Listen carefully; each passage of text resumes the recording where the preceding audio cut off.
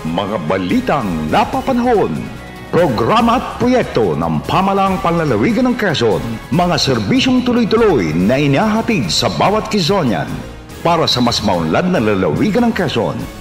Impormasyong inihahatid ng Quezon Provincial Information Office. Tuloy po kayo sa Kapitolyo.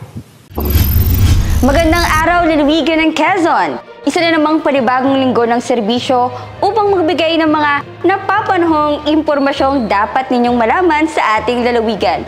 Mga balita mula sa Kapitolyo, ihahatid namin sa inyo. Tuloy po kayo sa Kapitolyo. Para sa unang balita, produktibong sinimula ni Governor Dr. Helen Tan ang panibagong linggo ng paglilingkod nitong araw ng Lunes, ika-9 ng Oktubre. Una nang isinagawa ang opisyal na paglagda para sa Memorandum of Agreement sa pagitan ng Quezon Provincial Hospital Network, Quezon Medical Center at Certification Partner Global. Ito ay sa pagnanais na makuha ng nasabing ospital ang ISO 9001 Certification Quality Management System. Sa pamamagitan nito, hinahangad na mas mapapaunlad ang kalidad ng sistemang pangkalusugan upang maayos, mabilis at naaayon ang serbisyong maibibigay sa bawat mamamayan na nangangailangan. Sa parehong araw, nakipagpulong si Governor Dr. Helen Tan sa mga kawani ng iba't ibang departamento ng pamahalaang panlalawigan upang mapag-usapan ang ilang mga paghahanda para sa Seal of Good Local Governance 2024 na ginagawad ng Department of the Interior and Local Government para sa mga LGU na nagpapakita ng kahusayan at katapatan sa serbisyo. Samantala, ikinatuwa naman ni Governor Tan ang pagbisita ng Junior Chamber International Lucena Chapter na naglalayong palakasin ang kakayanan ng mga aktibong lider sa iba't ibang sektor ng lipunan. Sumunod ring bumisita ang Quezon Province Volunteers Association Incorporated sa Gobernadora upang ibahagi naman ang layuning makatulong ang kanilang samahan pagdating sa security and safety, rescue operations at environmental protection. Sa ibang balita, Senator Win Gatchalian masayang nakiisa sa pagdiriwang ng ika-11 anibersaryo ng Lucena City Public School Retired Teachers and Employees Association nitong nakaraang Martes, ika-10 ng Oktubre. Para sa ibang detalye, alamin kay RC Romulo. Natin, hindi ho aabot ng ganitong kagandang katayuan po ang ating bansa kung wala ho kayo. Kayo po ang mga nagsakripisyo, kayo po ang mga nag-ambag ng oras, kayo po ang nagbigay ng lakas at pagtuturo po sa ating mga mag-aaral para po sila ay makagraduate, makakuha ng magandang trabaho at ngayon po nasa magandang katayuan. Ito ang pahayag ni Senator Win Gatchalian sa ginanap na ika-11 anibersaryo ng Lucena City Public School Retired Teachers and Employees Association. Mahigit 300 miyembro ng nasabing asosasyon na mula sa North, East, South at West District ng mga pampublikong paaralan ng lungsod ng Lucena ang dumalo at nakisaya sa isinagawang programa. Taos-puso naman ang pasasalamat ni Governor Dr. Helen Tan sa mga serbisyong naibigay ng mga masisipag na guro para sa maayos na edukasyon ng bawat kabataang Quezonian. Nagpakita rin ng suporta si Mayor Kuya Mark Alcala at binigyang pugay ang mga retiradong guro. Samantala, naibahagi ni Senator Win Gatchalian ang magandang balita na naaprubahan na sa Senado ang Expanded Centenarians Act na tiyak namang mapakikinabangan ng bawat senior citizen sa buong bansa. Ako si RC Romulo, nagbabalita para sa Kapitolyo. Kasabay ng araw ng pagbisita ni Senator Win Gatchalian nitong ika-10 ng Oktubre, nagpatuloy ang pakikipagpulong ni Governor Dr. Helen Tan sa iba't ibang sektor ng lalawigan.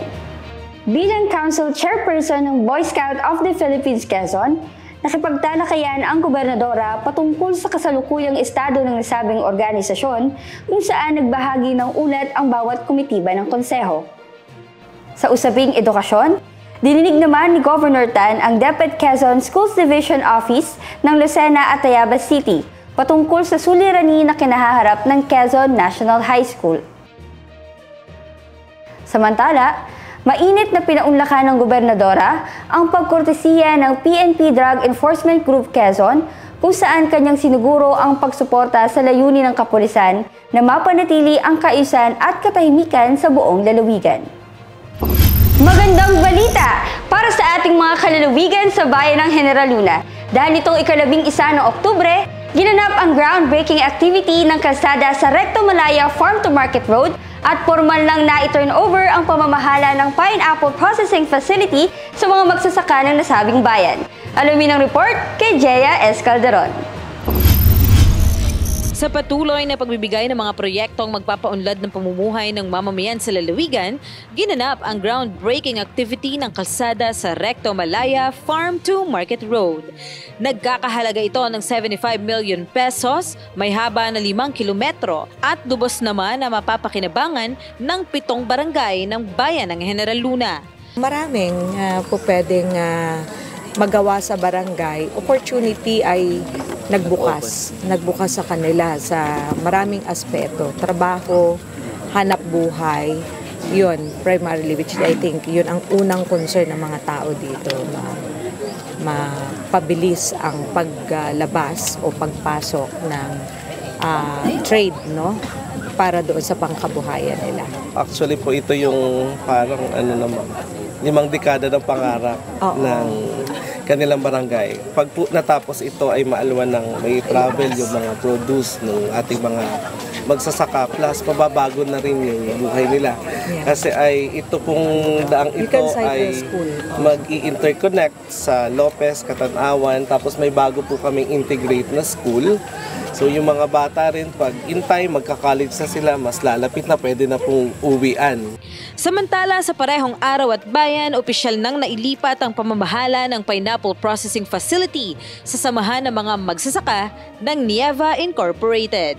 Ang proyektong pasilidad na ito ng pamahalaang panlalawigan ng Quezon at ng Philippine Rural Development Project ng Department of Agriculture ay may sukat na 216 square meter floor area at nagkakahalaga ng mahigit 13 milyong piso. Kung ang produce ng mga manananim dito sa atin ay puro ibibenta lang lahat, hindi lahat may dadaan sa kanilang tindahan para ibenta yung kanilang ani. Ang kagandahan dito sa processing na to, yung kanilang produkto, pwede nilang i-develop sa iba't ibang produkto na pwede manggaling sa pinya. Ang General Luna ang may pinakamalaking taniman ng pinya sa lalawigan ng Quezon. Kasalukuyan ay mayroon ng 400 hectares na taniman ng pinya dito at target na maging 1,000 hectares sa mga susunod na taon. Tinuturing na napakalaking oportunidad nito sa mga mamamayan ng General Luna upang mas mapaunlad pa ang kanilang bayan. Ako, si Jea S. Calderon, nagbabalita para sa Kapitolyo.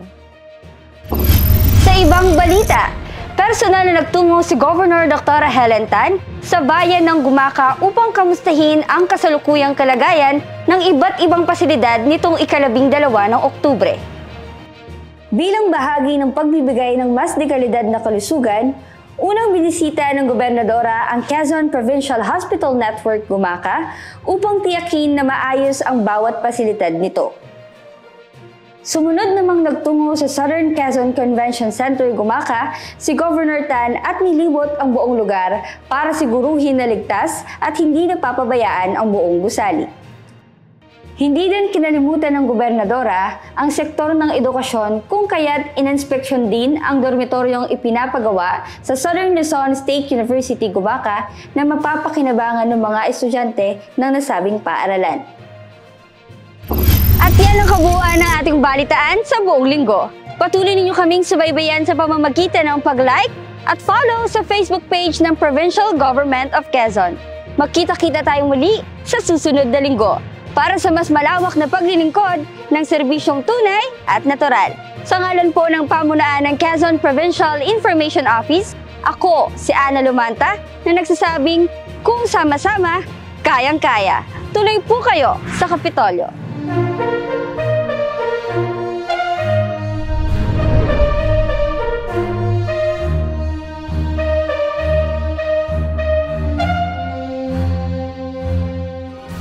Mga balitang napapanahon, programa at proyekto ng pamahalaang panlalawigan ng Quezon, mga serbisyong tuloy-tuloy na inihahatid sa bawat Quezonian para sa mas maunlad na lalawigan ng Quezon. Impormasyong inihahatid ng Quezon Provincial Information Office. Tuloy po kayo sa Kapitolyo.